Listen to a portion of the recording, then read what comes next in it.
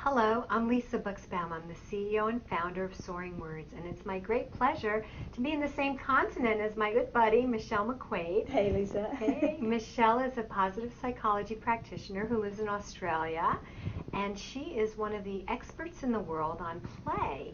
And play is actually, there's a lot that goes into it. It's pretty serious business. It's a very serious business. I was shocked when I got into it, not least because they can't agree on what play actually is. Well, what is play, and why is it so important for children and families who are going through serious medical challenges? As much as anything, play is a state of mind, as it is an activity. So you can have playfulness and you can have playful activities, and neither is wrong. Both produce a similar result for us. What tends to happen when we play is that it engages us, it enlivens us, and it eases our burdens. So it has a beautiful protective effect. And just like we've seen in some of the other research in positive psychology around how emotions like joy, inspiration, or interest can broaden and build us, can literally broaden our minds so that we can take in more, we feel more connected with other people, we can think more creatively, and it also builds our resources psychologically, socially, intellectually, and most importantly in this case, physically. Great, let's get started. So a lot of hospitals have child life professionals and clowns and caring visitors and volunteers who come in and play with the patients and families. And a lot of you probably now are playing Connect 4 and playing different board games and drawing and coloring and doing all the different Soaring Words activities.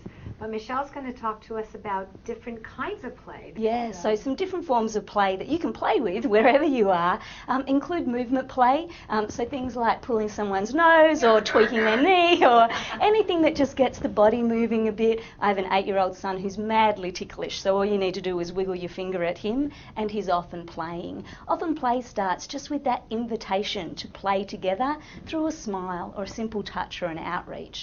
There's voice play, so can you talk in a funny accent or make a funny noise? So if I tweak your ear, what noise does it make? And so voice play can be another form that we can do. Or having different accents, like I'm from Australia also. That's very good.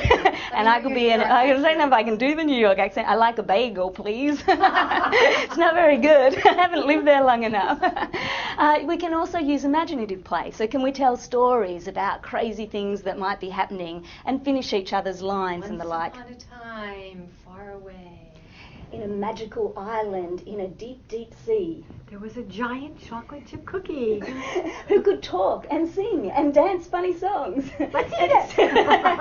And so on and so on. So imaginative play is a great one. So doing that, you really just like forget about where you are. You escape from I was seeing the cookie, I was seeing the waves and hearing them. Exactly, and you escape and let that creativity run and have that freedom to just explore and imagine beyond the four walls that you're in at the moment. So we have a lot of activities. When you're done watching this video, you can go to the soaringwords.org website. And Michelle and I have put a bunch of imaginative activities there that you can enjoy doing with your friends or your roommate or with your family or just by yourself. The other one's object play. You were talking about playing Connect 4 maybe as you're watching this. It could be involving just everyday instruments around you about how can you balance a cup of water on your head and see what happens. So object play is another one. Sometimes we parallel play. So while it's great to play together and that has a beautiful connection and building of our social relationships, it's fine to play side by side with each other, and often we find that's what kids do. Yeah, so a lot of times when we go into pediatric playrooms and children are making the soaring haikus or the soaring fables, everyone's working on their own artwork, but it's nice to know that other children and other people are doing it at the same time. Play is contagious, so when other people are playing around us, we're getting their good positive emotions and vibes that are helping lower those levels of stress and fear and anxiety that we can sometimes feel when we're in that hospital environment. And then most importantly is it's not just the kids who need to play.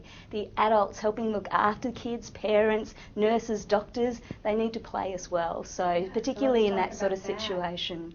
Well, I think having play with your kids in the hospital is a great release for both of you, but also maybe preparing to go in. If you've had a long day, you're stressed, you're worried about maybe what's going on, taking a little bit of time out for adult play is really important to recharge yourself, to look after yourself so that you can show up being the best person for the person that you're taking care of. And when a grown-up or someone who's over the age of 10 or 15 starts playing, I mean, for me, I immediately think that I'm 12 years old again. Yeah, and look, often these are little everyday moments that you don't invest a lot in at the time, but when you look back on your day, they're often the highlight, because they are those moments that just ease our burden a little bit, make us feel a bit more alive and engaged. They give us a chance to use our strengths, the things we like doing and that we're good at, in that state of flow where you're just kind of one with the music for a little bit, rather than letting all those worries and stresses kind of hold you down. What happens when we laugh? Well, when we laugh, we produce some of the best chemicals in our brains. So one of the challenges when we're feeling stressed is we experience a lot of the stress chemical called cortisol in our brain, which causes us literally to see less of what's going on around us, to not be able to think as clearly, and to separate ourselves a bit from others. When we laugh, we get this lovely cascade of happy chemicals through our brains that reverse that. We're literally able to see more of what's happening around us. We're able to think more creatively and quickly for ways to deal with what we're confronted with, and we feel more connected to other people. So it's some of the best medicine you can find. Yeah, hugely. What are some other things? How did you get into the study of play? And Yeah, well, I had spent quite a lot of time studying well-being and what created the elements for well-being in people. And I got curious about what were the best ways that you could quickly induce well-being in another person. And the more I experimented with different techniques, the more consistently that I found it was play. It was in the moments where I was most playful, whether I was in an organisation, whether I was in a school, whether I was in a home with someone. But the moment you induce play, you get a lot of those well-being impacts that we know are so important, like the experience of the positive emotions like joy, interest, hope, like the engagement, that feeling one with the music, the improving of relationships, and a sense of accomplishment. We actually achieve a huge amount when we play, even though that's not generally the intention we go in with it. It creates incredible growth for us, neurologically, but also psychologically, socially and intellectually as well.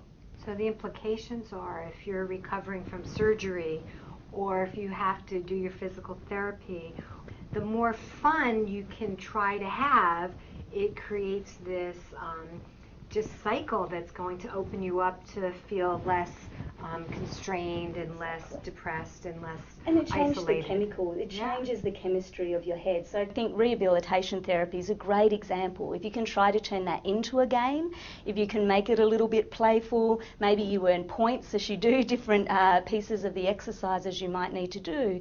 Again, it's going to engage more of those happy chemicals in the brain and make the task easier. And we see research that shows if we define a task at work as work, or we define the same task as play, you're much more likely to stick with the task when it's play for longer and you do better on it. Thank you so much for spending time with us today. It's always fun hanging out together, and I hope that everyone who is watching is inspired to just start playing more and start laughing more and to finding these little moments to have more joy in your day.